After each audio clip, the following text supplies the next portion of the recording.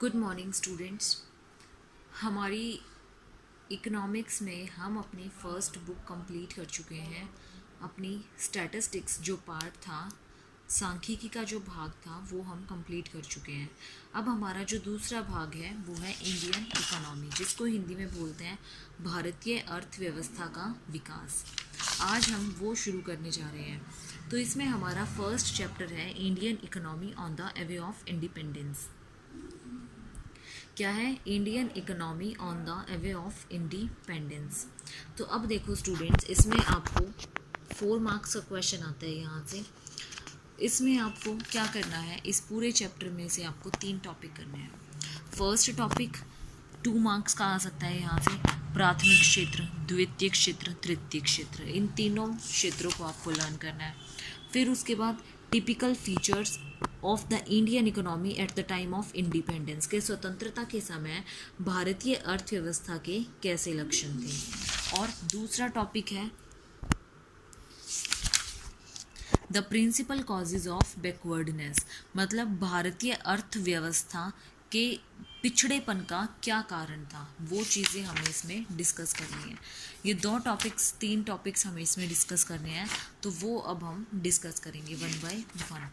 इसमें सबसे पहले तो आपको Indian economy on the way of independence, तो यही है इसमें कि हमारी इंडियन इकोनॉमी कैसी थी, स्वतंत्रता के समय कैसी थी, स्वतंत्रता के समय के बाद कैसी हुई थी, और उसकी आर्थिक संरचना कैसी थी। तो उसकी संरचना जो अगर हम पढ़ें स्वतंत्रता के समय भारतीय अर्थव्यवस्था की, तो वो 3 तरह की थी स्टूडेंट्स। फर्स्ट था हमारा प्राइमरी सेक्टर। प्राइमरी सेक्टर में हमारा क्या आता है? इसमें हमारा आता है कि जब हम प्राकृतिक साधनों का प्रयोग करके किसी भी वस्तु का उत्पादन करते हैं, प्राकृतिक साधनों का उपयोग करते हैं और उससे फिर कुछ भी उत्पादन करते हैं, तो वो हमारा प्राथमिक क्षेत्र के अंदर आता है। क्यों?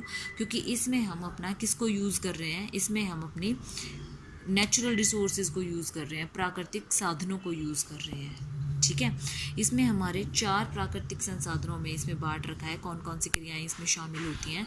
फर्स्ट, कृषि इसमें यूज़ होती है। दूसरी, इसमें वन उद्योग यूज़ होते हैं।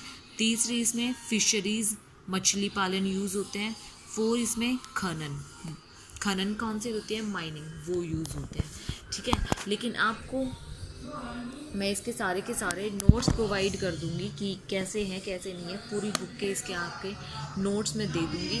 जिस दिन आपकी पूरी क्लास आएगी उस दिन आपको मैं ये नोट्स हैंड ओवर कर दूंगी, आप फोटोकॉपी करा लेना। ठीक है स्टूडेंट्स, इसके अंदर क्या है, मैंने जो आपको बताया और वो जो 4 पार्ट्स मैंने आपको बताए हैं वही है। इतना ही लिखना है इसके अंदर और इतना ही आपको याद करना है। तो ये तो था हमारा प्राइमरी क्षेत्र, जिसमें प्राइमरी सेक्टर, प्राथमिक क्षेत्र, जिसमें हम सिर्फ नेचुरल रिसोर्सेज को यूज़ करके एज अ रॉ मटेरियल, प्राकृतिक साधनों को कच्चे माल के रूप में यूज़ करके फिर वस्तुओं का उत्पादन करते हैं। जैसे गन्ना क्या है? आपका नेचुरल रिसोर्स है। गन्ने को यूज़ करके आप क्या बनाते हो? चीनी बनाते हो। तो वो आपका कौन सा है? प्राइमरी सेक्टर में आता है। आई स्टूडेंट समझ में?